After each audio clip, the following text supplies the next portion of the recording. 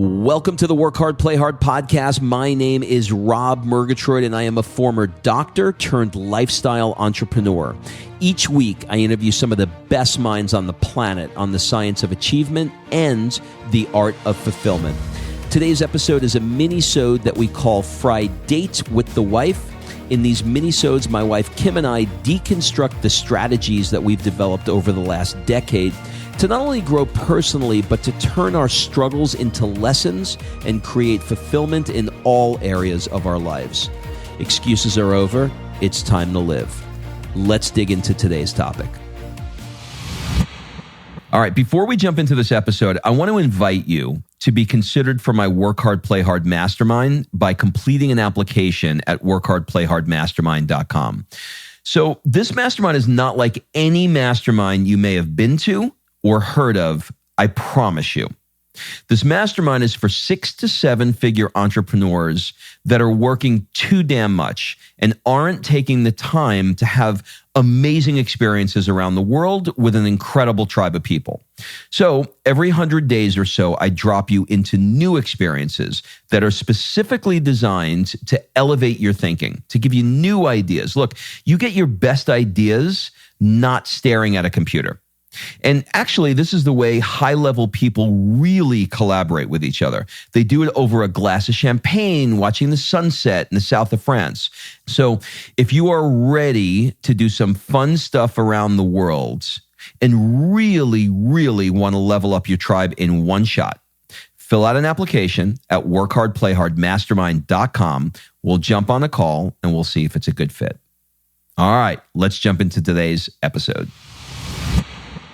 Kimberly Storm the Capitol Murgatroyd. How the fuck are you today? That we're just kicking it off. Yeah, why not? Why not? What a week it has been. But listen, you're not coming here to get your news. That's for sure. Can I just say something real quick? And then we'll go into what we're going to talk about. 50% of this show has been willed to you. So you have 50% of the conversation.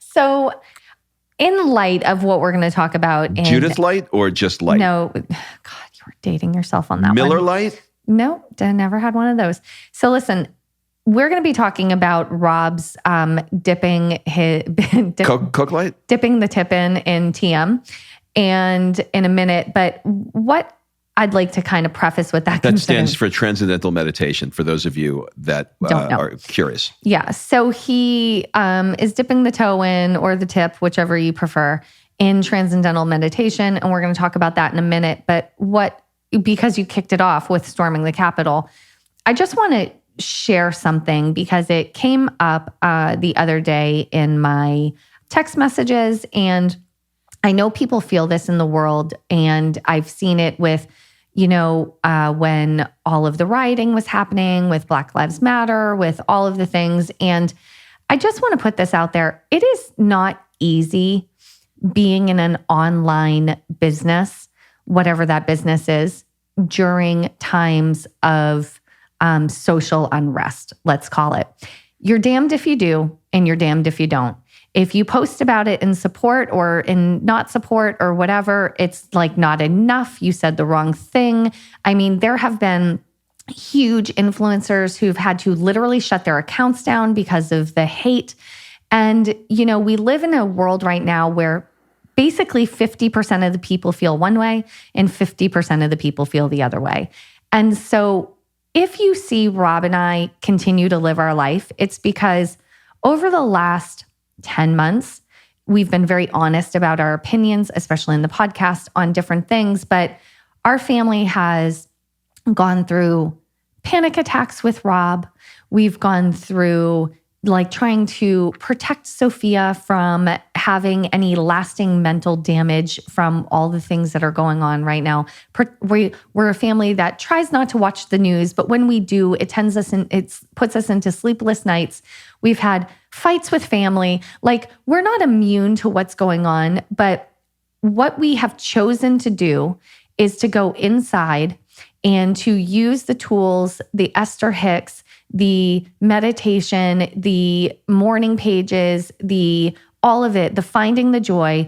We have made a conscious decision as a family to stay out of politics. None of us are running for office. We use our voice in our vote. And we are not here to publicly defend, support, or whatever, because there is no right or wrong. You can't win either way. And we just want to have a great life. And so instead of putting out more information into the world that creates and incites fear and anger and hate and debate and all of that, we're choosing to just keep putting out love. So let me just say that for anyone who's like, the Capitol's being stormed and this fuck is down there working out at the beach with sunshine in his face and, talking to me about God knows what. Like, just know that we're making a conscious choice to stick our fucking heads in the sand and to share love, because the world needs more of that. And if you view that as playing the violin as the Titanic sinks to the bottom of the ocean, so be it. I am enjoying playing the violin. Okay, we are. So one of those tools, though, is meditation, right? So one of the places we're going is New Calm and meditation. Rob did a past life regression. Oh, can we do your past life regression and TM today? Yeah, can we dabble in both? There's actually more to talk about with TM than there is the past life regression. Yeah, I think but that's more salacious. It is more salacious, but I want to hold off on that because we'll save that to the end. The jury is still out on that because I think it needed to have been done perhaps a bit differently. But we'll get into that in another podcast. Let's today talk about TM. So cliffhanger. So what Did you just belch into the microphone? What is happening right now? It's not like I had a microphone at my throat. There is there's something called TM, Transcendental Meditation. What I'm about to say is going to be all wrong, so Google it, but it's something like this. A guy named Maharishi Maga came over from India and brought this, Maga is not really his name, I can't say his last name, brought it over, and then people like the Beatles hooked into it, and it became this fast-moving thing where if you Google people who do TM, you'll see Howard Stern has been doing it for 40 years, Jerry Seinfeld, 40 years, Ellen DeGeneres, 20 years. Like, the list just keeps going. So my brother did TM and he's like, oh my God, it's going to change your life. So basically I went in yesterday to do the TM. And he's that the picture of the guy that you have there is the one that I had to make the flower offering to. So yeah, true story. So like, can I back? So Rob's going to go for this TM. He says, Kim, I have a list of things I need to bring with me. I said, okay, what is it? He said, a white napkin, a new one, 15 flowers and 3 pieces of fruit. Can you go get that? I'm like, you actually are a 54-year-old man with a wallet. Somehow he's not capable of finding a napkin, flowers, and fruit. Or is it just that you prefer me to do it?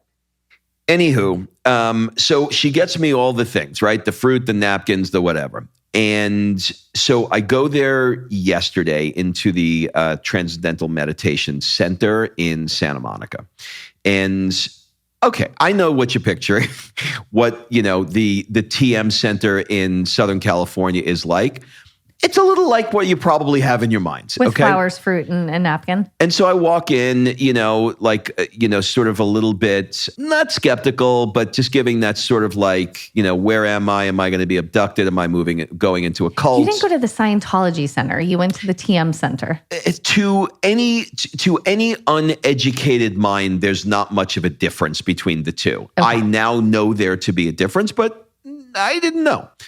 And, okay, so you walk in and there's a lovely gentleman sitting, sort of cross-legged, barefooted, with a giant happy, like, what the hell is he smiling for? So happy to meet me. And I'm like, okay, this is a very happy man.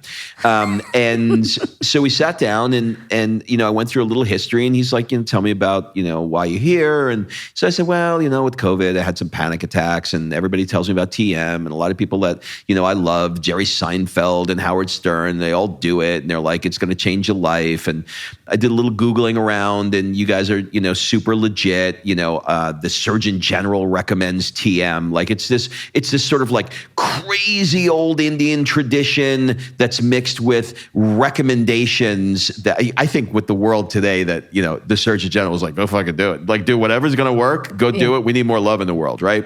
So anyway, so I go in and I sit down and, I have my flowers and whatever. And then after we do a little chit chat in the beginning, he says, "Okay, come on, let's go in the back." And so I was like, okay, this is where it happens. It's the back room. I go in the back room. This is where they keep Godzilla. I don't know what's going to happen. And I walked in, and there was, sort of like, I'm going to call it an altar because I don't know really what else to call it, but it's this sort of like basically table that has a picture of the Maharishi, which looks like you think a Maharishi it's like would a look. Shrine. It's a shrine. That's a better word. Yeah. Long hair, very Indian looking because he is Indian. I'm just trying to. So he's a man from India with long hair, kind of like a hippie-ish Maharishi. Thank you. Okay, good. Think like he was in Dazed and Confused. If they were going to put this on the back of the Sgt. Pepper album, like it would have been perfect. Okay, so he's got like the picture. And these little gold, things that hold stuff, containers, but they're gold. I don't know what to call it. Like you'd see bowl? A bowl. You'd see it, but very small. But very small. I'm 2 for 2 on words. It's like a ramekin. Yeah. A ramekin. Is that what it's called? Yeah. Okay. It's creme brulee. Yeah. It's like a small creme brulee. And inside of one, I think it was rice, probably something more spiritual. Then another one had a black. Or it was probably just rice. And then there was another one that was black, which also looked like rice, but could have been black rice. Sandalwood. I don't know, something. Sandalwood. And then another one was water. And he said to me, he said, look, he said, the Maharishi brought Transcendental meditation over from India, but, it's become popularized by people like the Beatles and, all those sort of 70s California people. But this has been going on for thousands of years before that in India. So it was given to him thousands of years. So he didn't create it, but he brought it here. So they're grateful for it. So they make him a shrine. It's like John Lennon went to India. He met the Maharishi, who's been doing this, his people have been doing it for thousands of years. And then they sort of brought it over here. And so as a way to do an homage, for lack of a better word, or to acknowledge that it has been passed down for generations, they have a ritual that they go through. And the ritual is that you say a little prayer of thanks for learning what you're about to learn and thanking the fathers and fathers and fathers and fathers who have been transmitting it or what's the word, handing it down through the years. So the art of TM. The art of TM, or you're about to learn something and you're just saying thank you for passing this down for all these generations. It's a very respectful thing.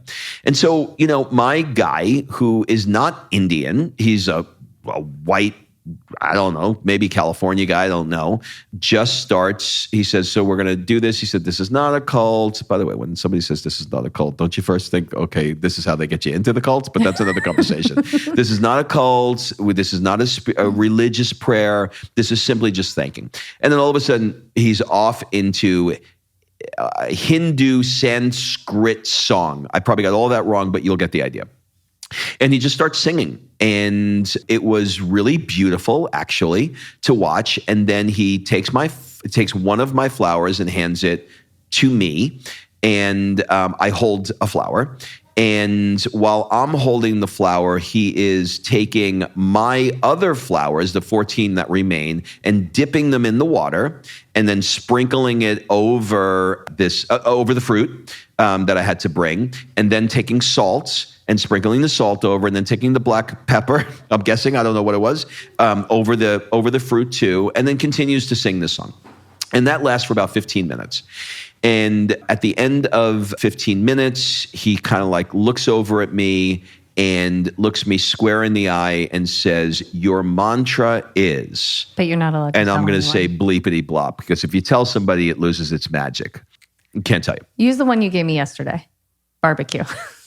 Barbecue. Okay. He's explaining this to me yesterday, and he's like, so I can't tell you my mantra, which, by the way, this is the only thing in our relationship that the only secret. It's the only secret he's keeping from me. And it kills me because I want to tell. Like, I literally did it this morning and I was like, I got to tell her. We have a rule. We don't keep secrets. But so for this example, I actually think I am going to tell you this mantra because I think keeping the secret is worse than giving the mantra away. So barbecue. So barbecue. So we were out on the deck, and I looked at the barbecue and said barbecue. Okay, so let's use bleepity block because barbecue's too weird. So now I'm out there. He looks me square in the eye. Use one. Okay, so because bleepity blop is weirder than barbecue. All right, we're gonna use the word one, O-N-E, which I learned from a lady who wrote a book called Ziva Meditation. That's a mantra that she uses that she feels comfortable giving out to everybody in her books. So we'll use the word one. So he looks over at me and he says, "Your mantra is one." And I was like, "Okay." He said, "So grab a seat." And I'm going to grab a seat. And all I want you to do is just repeat your mantra. And I go, one, one, one, over and over. One, one, one. Then he goes, softer. I go, one, one. Deeper? One.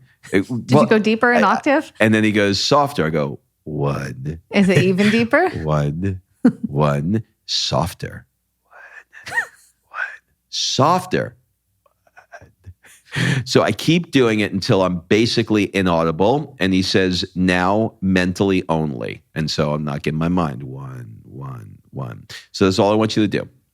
And he said, okay, now here's what you're going to do. I'm teaching you TM right now. Okay. Yeah. So I paid after his one I paid visit. money for this. I'm probably going to his one visit. I don't know if I'm allowed to do this or not, but I'm going to play the innocent. Well, you don't part. have to. You don't have to go through all of it. No, I am. It's actually very short. It's a very simple thing. Okay. I don't think this is something that you couldn't Google. So you say the mantra. Now here's the thing. You are going to have a thought that comes in your minds. Okay, got to go to the grocery store. Pops into your minds. Right? And then you think, oh, I got to get apples. I got to get asparagus. I got to get chicken, blah, blah, blah. And you go, oh, shit. I am thinking of my grocery list. You have to remember the mantra. And then you go, one, one, one. And you keep saying the mantra over and over and over again until that thought that you had is now gone. And it really, the thought is gone the moment you say your mantra, because you can't think of a grocery list and say your mantra at the same time. So you say the mantra and then you stop. And then you go into this sort of like nothingness place, and then another thought pops up. Now this time the thought pops up, it catches you off guard, and you get lost. You go, oh God, I was thinking about I got a surf lesson tomorrow. I got to make sure I don't want to forget. I got these new booties, and I want to make sure that I bring them because the old booties have a hole in it, and that water is going to get into my feet, and it's really. And then you're off, right? You're off on. You can't tell what I was thinking about, right? You're off, and then then now you're off in a tangent. The moment you don't not think the thought of the surf boots, you allow it to go. But the moment you remember that you had a mantra, you simply start to say the mantra. One, one, one. And then slowly the booty surfing thought drops. Okay, question. Yeah. Do you say the mantra aloud or in your head? In your head only. Okay. So now that drops, and then you slowly stop saying the mantra, and then you go into nothingness. Okay. And then the thought comes back, and you rinse and repeat. So when you don't have, what I was doing wrong was, as soon as I was going one, one, one, one, one, one, one, one, one, trying to squash thoughts. You don't want to squash the thought. You want to allow the thought, but the moment you remember you had a mantra, you simply say the mantra. Okay, that's the practice. Super powerful. Once I did that, after about being interrupted 6 or 7 times, because we did this twice. After about 6 or 7 times, and I started to train my brain to remember the mantra when the thought came up, it was no longer, the thoughts coming up was no longer happening at the frequency that it was at the beginning of the meditation, because I was starting to go, okay, every time you get a thought, you say the mantra, and so it starts to dissipate that. Then what started to happen was I felt myself feel like a 20-foot tall tree.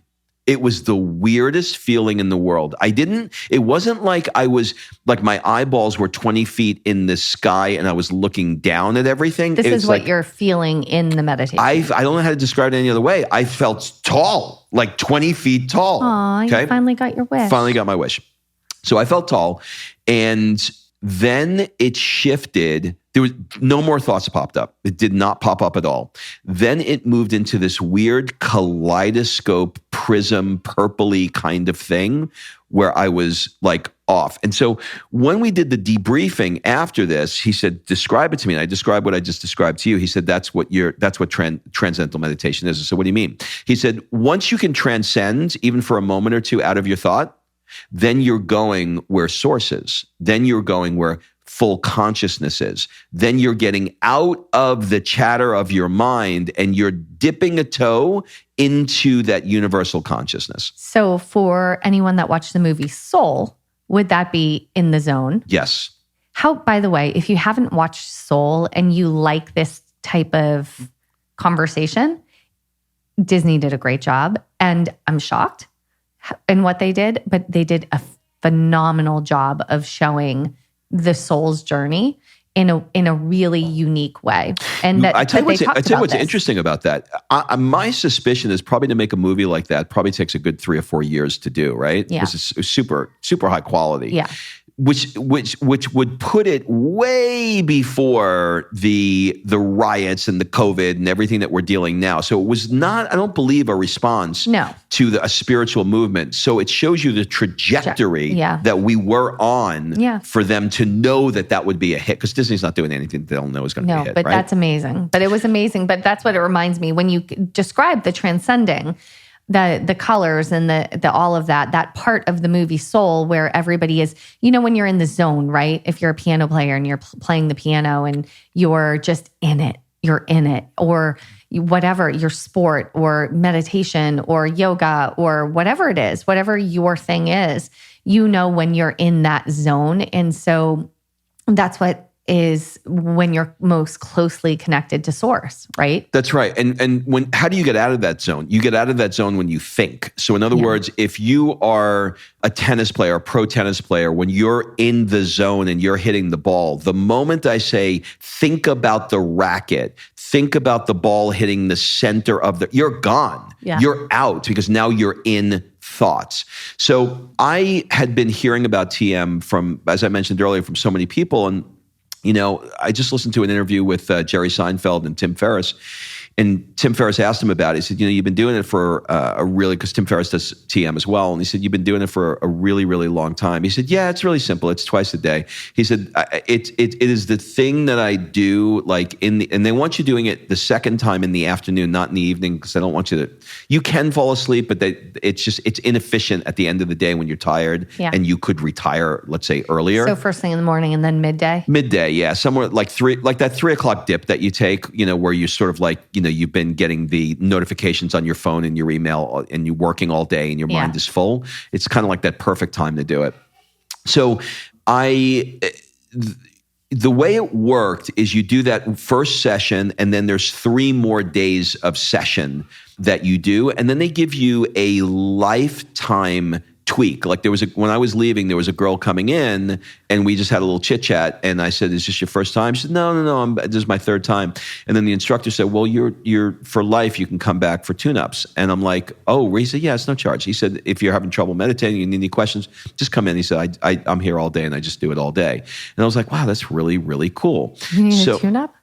If there's an issue and I can't, you're having a hard time getting into the transcending space. They'll take you to the beginning again and walk you through it and get you there. And he said, all we ask is that you don't mess with this formula.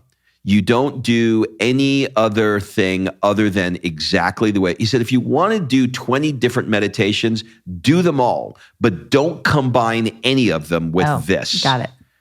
In other words, this is fit. So God, what are you going to do now? You have so many options. I'm going to do this one and see how I feel. I'm a big proponent. I give something a good shot and it either sticks or it doesn't. But I did it again this morning. Of course, I got 9 minutes into it and Sophia banged the door open with a tooth fairy letters. She lost her tooth last night, scared the fuck out of me in the middle of it. So I've got to get better at carving that time out so I can get that full 20 minutes in. But I'm going to do my second one today. And then tonight I've got at 7:00, I've got the 90-minute, because of COVID, they switched the next 3 days to Zoom. So it is class. just for fairness.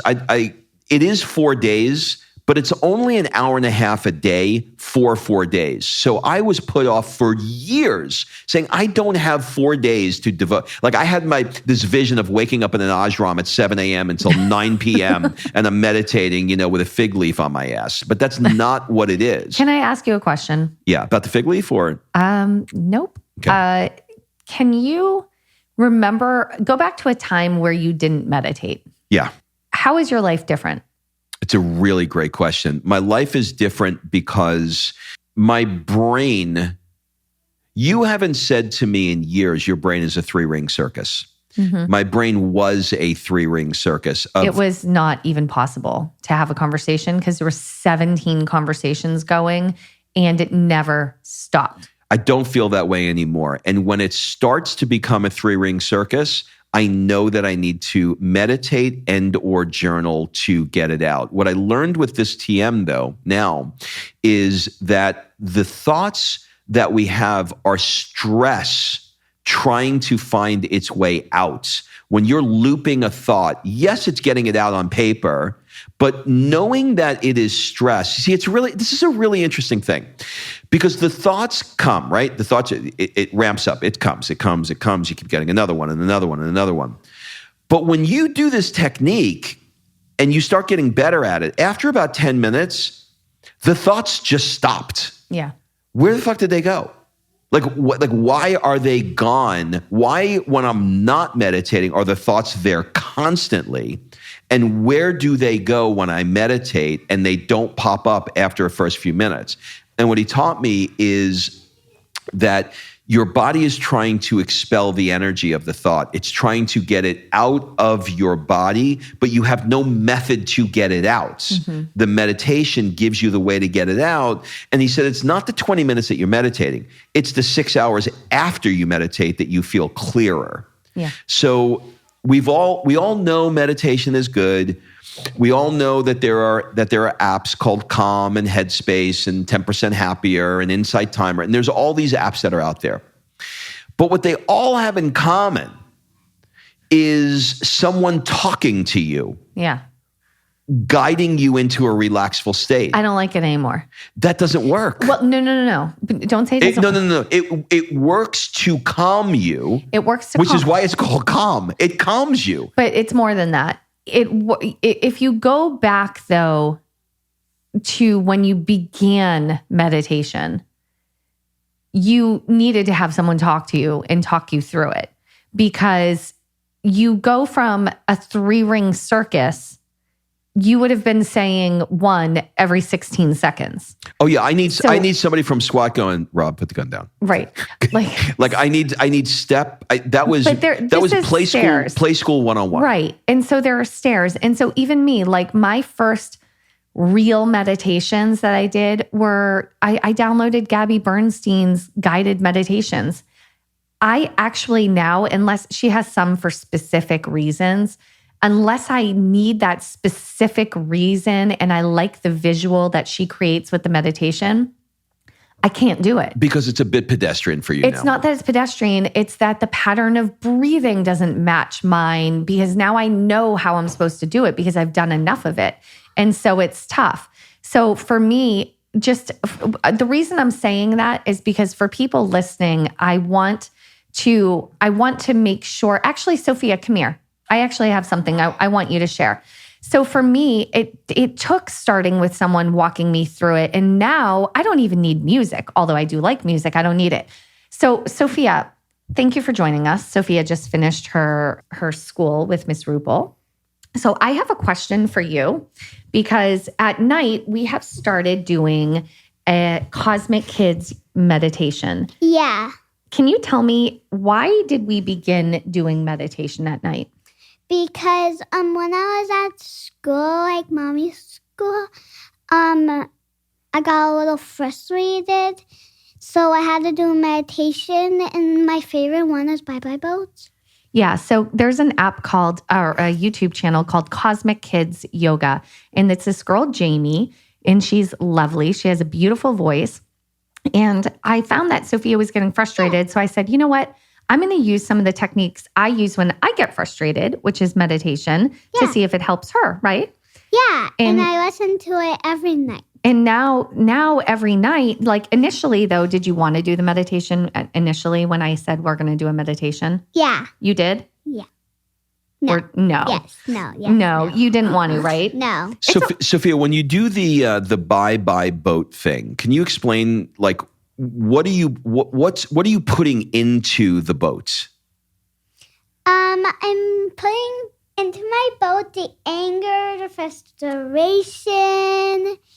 So you don't take your happiness because that has to stay in.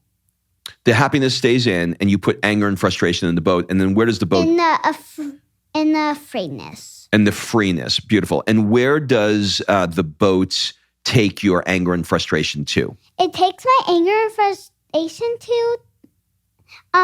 So old man has it now. So he says, give all your anger, frustration, and your fear. Mm-hmm. And fear goes all off. Yeah. Well, so a fisherman comes with the boat, right? And he says, Sophia, give me all of your anger, all of your fear. And he puts it in the boat and then he takes it away, right? Yeah, into him. And has it helped you? Yeah. I don't want to run into that guy though. And do you like it now? Yeah. He still doesn't have the anger and frustration. He takes it off to a journey in the suitcases, and he just throws it in the ocean. Oh, that makes me feel better. I thought he was taking all the anger and frustration in. He's actually he's just getting rid of he's it. He's delivering it into the ocean. Yeah. Okay, got it. So how has meditation helped you? A lot better than without meditation. Mm-hmm. I still get angry a little bit, but it's fine. But you know how to calm yourself. Yeah. Beautiful. Beautiful. Well, listen, Sophia, thank you for being a little guest on our show. That was fantastic. And continue doing your meditation. And I love you like a father would. I really do. Oh my God, he's so crazy. I love you almost like a father would. That's how much I love you. He is your father. Yeah, he is. That's it, everybody. Have a great week, and we'll see you next week. Bye. All right. Thanks for listening. If you love this episode and you know someone that needs some help in either stepping up their work hard game or their play hard game, it would mean the world to me if you shared this podcast with them to help me get this movement out there. So if you like what you heard, head on over to iTunes, take 30 seconds, and leave me a 5-star review, and I will be forever grateful. So until the next episode, excuses are over. It's time to live.